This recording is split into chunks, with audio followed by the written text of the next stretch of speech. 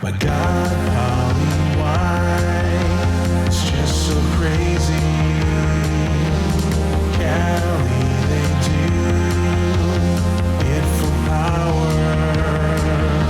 It's how they stay in their circles of power. There's more reasons to.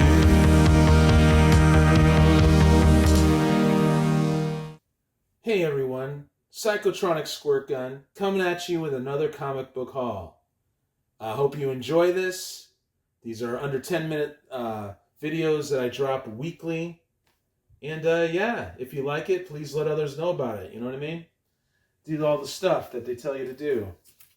So yeah, without further ado, I'm just going to show comics that I might have read or I'm just randomly opening and stuff like that. And without further ado, let's get into it. You want to? Okay, 1993, we've got Doom, 2099. And number 13, Necrotech Rising. Doom is currently thrusted into the future without any memory of how he got there. And there's this despot who runs Latveria, and his name's Tiger Wilde, and he dethrones him. He has a cybernetic adventure.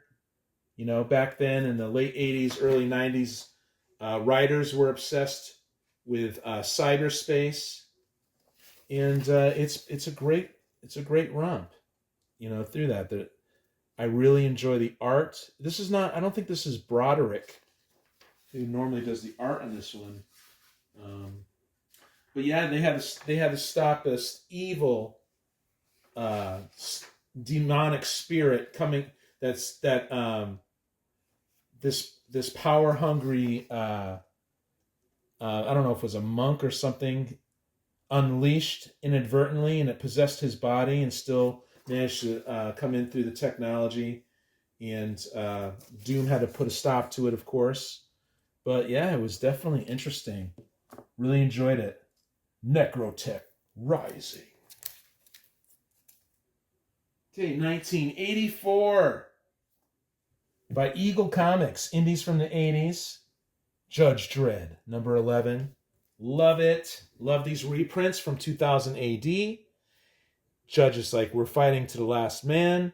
They're up against this guy, Judge Cal, who took over Mega City 1, hoodwinked the former judge, and now he's this crazy tyrant, you know, and he's ordering the whole populace dead and stuff. And this was a lot of fun. I just love Brian Bolland and Mike McMahon. I love this newsprint. I generally like to read comics on newsprint, you guys. It's just something about it. It's a lot more fun for me. And I don't really... I care about condition a little bit. Look at this. Exodus to mutant land. You know, but... So what happens here is Judge Cal becomes so freaking crazy that people left Mega City 1, but then he rounded them back up. So that page only was a point in the plot for one page. He rounded them back up and brought them back into the city. So it's just funny. It has this dry humor to it that I really love. And like I said before, Judge Dredd is awesome. The British humor is awesome because they normally blurt out the obvious. You know, the characters, they blurt out the obvious. But they do it right as the panel is happening, right? When it's, you know, and it renders this humor that I like. I really like it, actually. So Judge Dredd, so happy I'm reading that series. Okay, 1986. And this is by Prelude Graphics. It's Alternate Heroes, number 1. And you could find stuff like this all over the place, you guys. And I love my weird sci-fi, you know. I love my black and white indies from the 80s. And so I don't think I read this one, but I generally open them when I find the stuff on the cheap. I'm like, oh yeah, I'm gonna read this one. So I'm glad I pulled this one out randomly, you know, because I'll probably be reading it. I'm gonna throw it in the reading stack. The reading stack always changes, but the same books stay in the reading stacks. Just some things, depending on my mood, go up. Other things go down, right? Oh, here we go.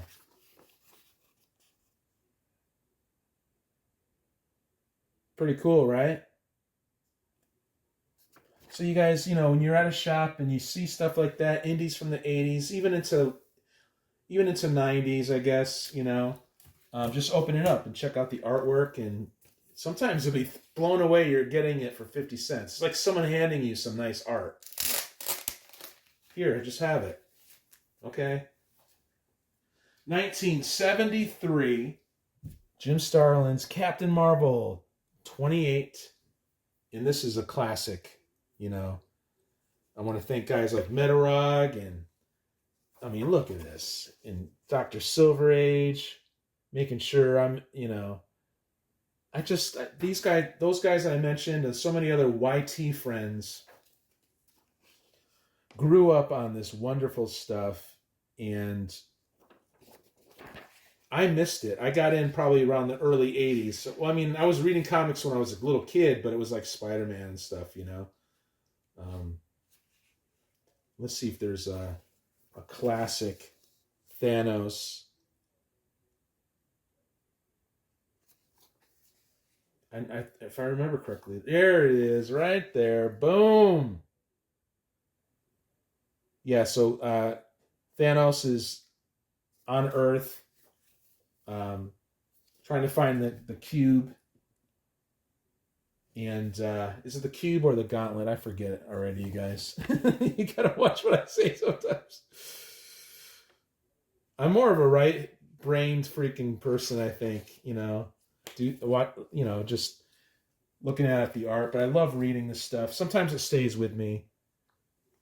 But yeah, ever since I read The Death of Captain Marvel, I'm just collecting all this Jim Starlin goodness. Okay, 1981. We got Defenders, 102. I like my J.M. DeMatteis. Great character-driven stories in Defenders. The art is okay. Don Perlin. Not my favorite artist, but I grew up on Gargoyle or that Marvel 2-in-1, so I have this connection to this demon ripoff, right? People say it. Etrigan ripoff, but I like him a lot, actually. But this looks, depending on, like Metarock says, depending on the inks, guys like Don Perlin and who's the other one? Oh, I forget his name already. Depending on the inker, sometimes stuff is okay. But I do enjoy the Nighthawk finding out why he was he couldn't do anything during the day. Ended up being his wife was involved in this weird government program that in her unconscious psychic mind was affecting him. So he thought it was the demons, but it wasn't. It was a government conspiracy. I love stuff like that, 1971, Marvel Premiere #1. Man, did I freaking love that. I loved this comic. So Warlock first appears in Fantastic Four as a creation of one of Fantastic Four's villains. I guess he breaks out. It tells you this story. And he takes care of things, but he's ashamed of himself, so he puts himself back into the cocoon. This is before he was Warlock.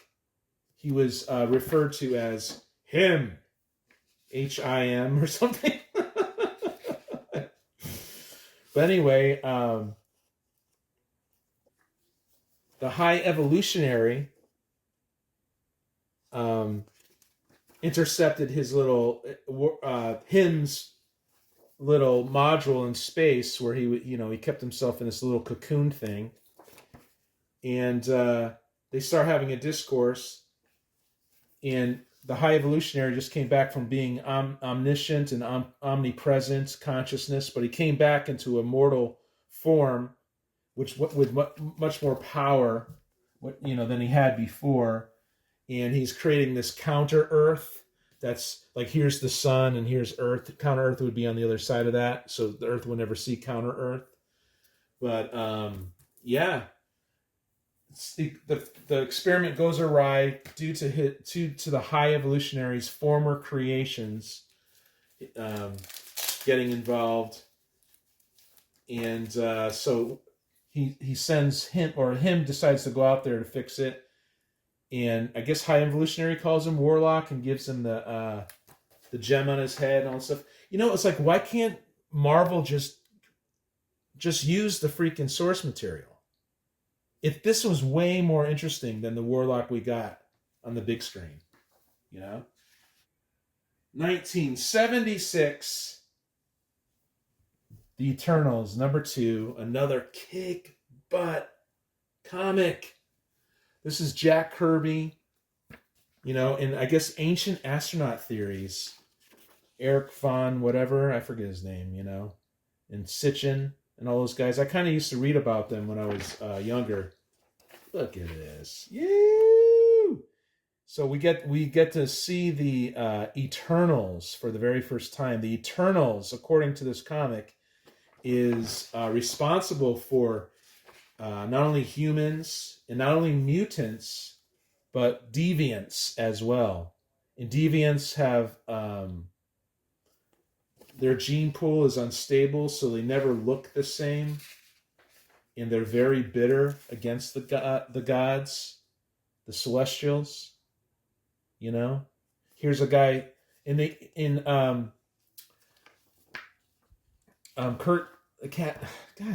Jack Kirby leans on Ancient Astronaut Theories in that, the Celestials were actually in contact with one guy from the ancient Inca civilization.